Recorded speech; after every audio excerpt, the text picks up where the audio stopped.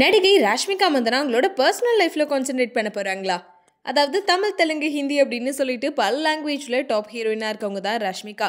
இவங்க விஜய் தேவர்கொண்டாவை காதலிக்கிறாங்க அப்படின்னு சொல்லிட்டு பல வருஷமாவே ஒரு நியூஸ் வெளியாயிட்டு இருக்கு.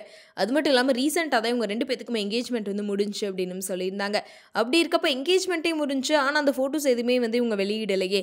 அது மட்டும் இல்லாமல் இவங்க ரிலேஷன்ஷிப்பை கன்ஃபார்ம் பண்ணவும் இல்லையே அப்படின்னு சொல்லிட்டு அவங்கள ரசிகர்கள் கேட்டுட்டு இருந்தாங்க.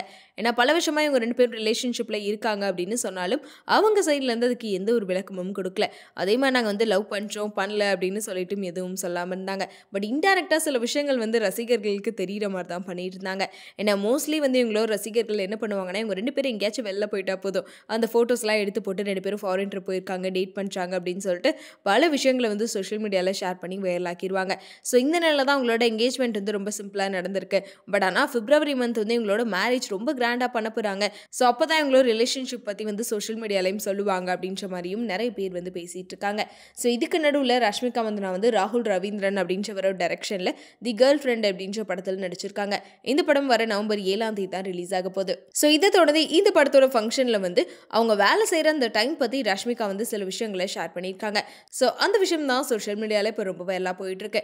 என்னன்னா, நான் அதிகமாகவே வேலை செய்கிறேன், ஆனால் இதை யாருக்குமே சஜஸ்ட் பண்ண மாட்டேன். ஏன்னா 8 மணி நேரத்துக்கு மேலே வேலை பார்க்குறது உங்களோட வாழ்க்கை மற்றும் ஹெல்த்தையே பாதிச்சிடும் அப்படின்னு சொல்லியிருக்காங்க.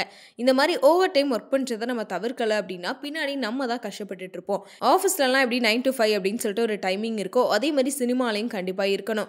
ஏன்னா நான் என்னோட தனிப்பட்ட வாழ்க்கைக்கு நேரம் ஒதுக்கறக்கு விரும்புகிறேன் அப்படின்னு சொல்லியிருக்காங்க. ஸோ இந்த விஷயத்தை கேட்ட ரசிகர்கள் எல்லாரும் என்ன சொல்லிட்டு இருக்காங்க அப்படின்னா, ஒரு வேளை ராஷ்மிகாக்கும் விஜய் தேவர்கொண்டாக்கும் எங்கேஜ்மெண்ட் ஆயிடுச்சு. ஸோ அப்படி இருந்தாலும் ரெண்டு பேரும் சினிமாவில் இருக்கனால அவங்களோட வேலைகளை தான் பார்த்துட்டு இருக்காங்க. அதனால தான் விஜய் தேவர்கொண்டா கூட கொஞ்சம் டைம் ஸ்பெண்ட் பண்ணலாம்னு சொல்லி ராஷ்மிகா யோசிக்கிறாங்க போல. ஒரு வேளை கொஞ்ச நாள் உங்க பிரேக் எடுத்தாலும் அது ஆச்சரியப்படுறதுக்கு இல்லை அப்படின்ற மாதிரிலாம் சொல்லிட்டு இருக்காங்க. ஸோ நீங்கள் இதை பற்றி என்ன நினைக்கிறீங்க அப்படின்றத மறக்காமல் கமெண்ட்டில் சொல்லிடுங்க.